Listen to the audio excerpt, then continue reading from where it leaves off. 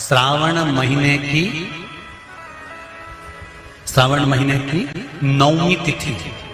कौन सी तिथि? नवमी। चाहे शुक्ल पक्ष की हो चाहे कृष्ण पक्ष की हो। 7 दुर्वा। कितनी दुर्वा? 7 दुर्वा अशोक सुंदरी वाली जगह पर चढ़ाकर, शंकर भगवान के ऊपर चढ़ाकर, गणेश जी के चरणारविंद को लगाकर उसको लेकर आना है। हाटकेश्वर महादेव का स्मरण कर। कौन से महादेव? हाटकेश्वर महादेव। उसको लेकर आइए।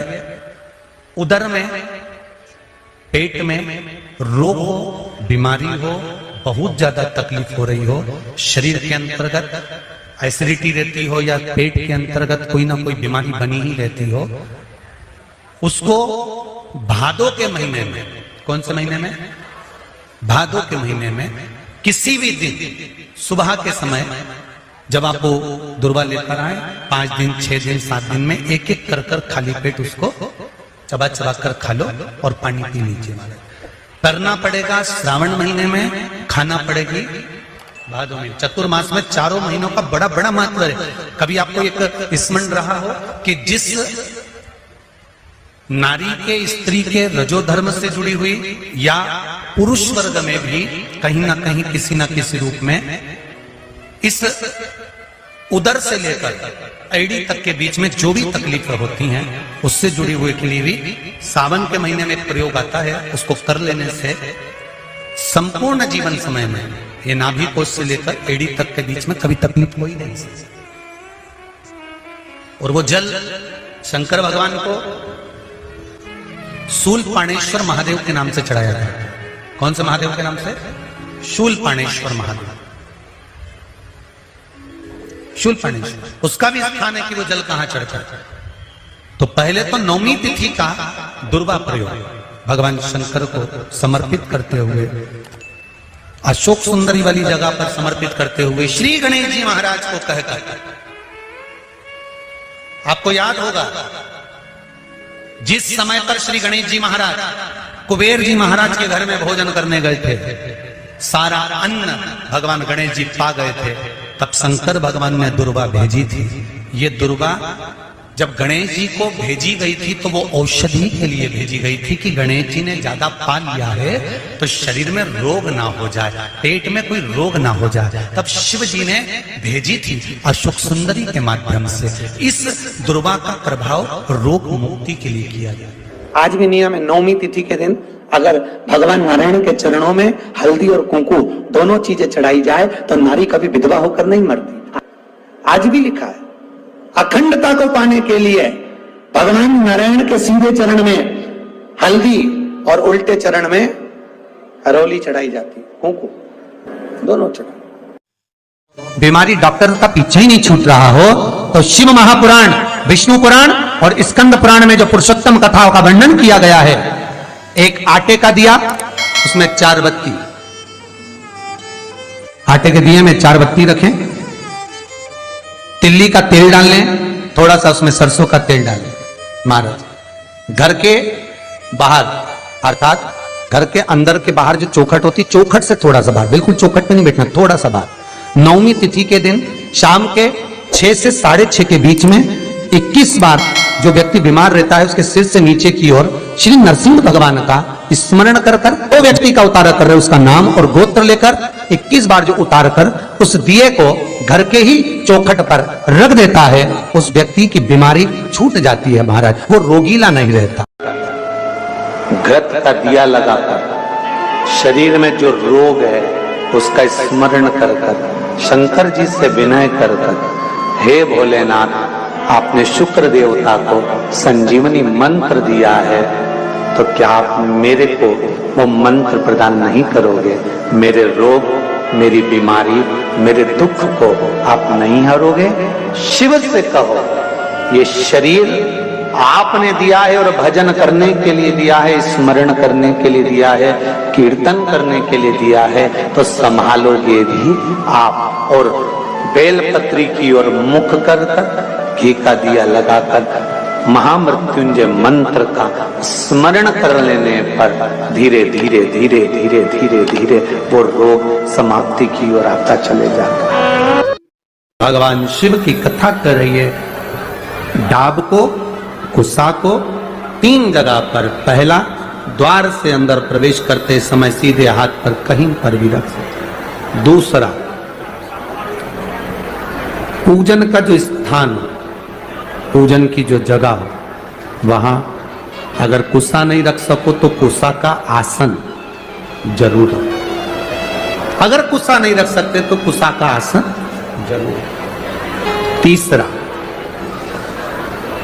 रसोई घर के अंदर जहां पर परिंदा हो, मटका हो, हंडा हो, उसके आसपास में कहीं थोड़ी भी जगह हो, एक छोटी सी भी कुसा अगर अपन ने रख रखी है तो घर में कभी भी बड़ी बीमारी प्रवेश नहीं कर सकती। एक कुसा भी अगर हमने रखी है, एक डाब भी हमने रखी है, हम तो यहां तक कहेंगे, शिव महापुराण की इस पवित्र कथा में आप लोगों से कहना चाहेंगे,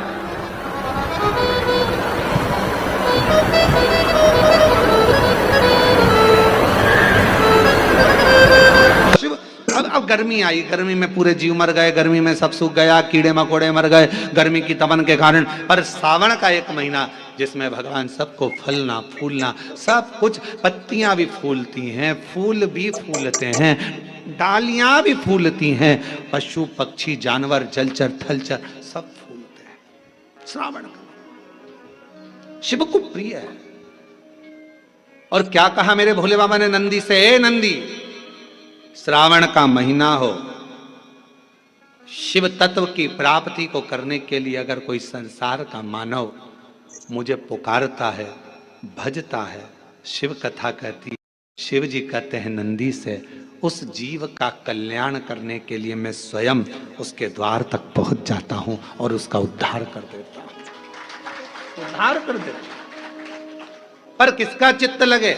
सावन में भी कई लोग ऐसे हैं जिनका चित्त नहीं लग पाएगा, क्योंकि सावन का महीना होता है तो कमाई के स्रोत भी ज्यादा हो जाते हैं। जीजियों की साड़ियां बिकने लगती हैं, फैशन का सामान बिकने लगता है, पर्स मोबाइल बिकने लगता है, सामान बिकने लगता है, क्योंकि उस समय व्यापार भी बढ़ता है। व्यापार इसलिए बढ़ता है क्योंकि भगवान भी चाहता है कि तेरा मन मुझसे हट जाए, व्यापार में लग जाए। क्योंकि भगवान को मालूम, हमने पहले भी कथा में कहा है, बच्चे को माँ गोदी में तभी तक रखती है जब बच्चा खिलौने से नहीं खेलता, खिलौने से खेलने लगेगा माँ नीचे उतार देगी। उसी तरह भगवान तुमको अपने पास जब तक बुलाता है, जब तक तुम्हें अपना बना कर रखता है, और भगवान देख लेता है कि अब धीरे धीरे मेरे को इसको धन देना है, वैभव देना है, ये खिलौने से खेलना चालू करेगा, गाड़ी लाएगा, घोड़ा लाएगा, मकान बनाएगा, फर्नीचर बनाएगा, उसमें लग जाएगा तो मेरे मंदिर आना छोड़ देगा। और मंदिर आना छोड़ दिया तो एक दिन मुझे धीरे धीरे, मैंने एक बार इसकी वो पहले की माताएं, पुरानी माताएं क्या करती थी, मिर्ची बारिश के पहले भर के रख लेती थी, धनिया बारिश के पहले भर के रख लेती थी, हल्दी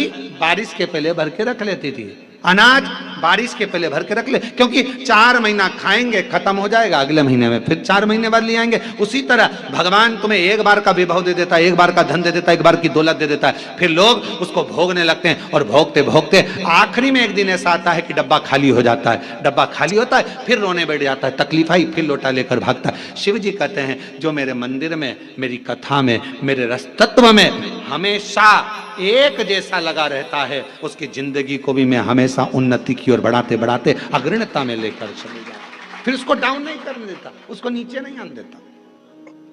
जैसे श्रावण महीने में चढ़ाए गए कनेर के फूल दुर्वा। और हम सबसे कहेंगे, मान लो यदि कोई विशेष कोर्ट का केस चल रहा हो, कोई कोर्ट में कोई बातें चल रही हो, अदालत आदि में कोई कार्रवाई चल रही हो, कोई फाइल प्रशासनिक अधिकारियों के पास फंस गई हो और कुछ ना कुछ उसमें अपने को लगता है कि तकलीफ का प्रसंग है, तो हम कहेंगे शिव की आराधना करो, सत्यता पर जियो, और साथ में 5 दुर्वा, 1 कनेर का फूल पीला, 1 पीला कनेर, 5 दुर्वा, 5 बेलपत्र लेकर शिव जी के मंदिर में जाकर शिवलिंग पर समर्पित कर 2 लोटा जल सावन के महीने में उसी पर बेलपत्र कनेर के फूल पर चढ़ाइए। देवाधिदेव महादेव की कृपा होगी। ज्यादा से ज्यादा 6 महीना 7 महीना, इससे ज्यादा निर्णय आप ही के पक्ष में आएगा और शिव के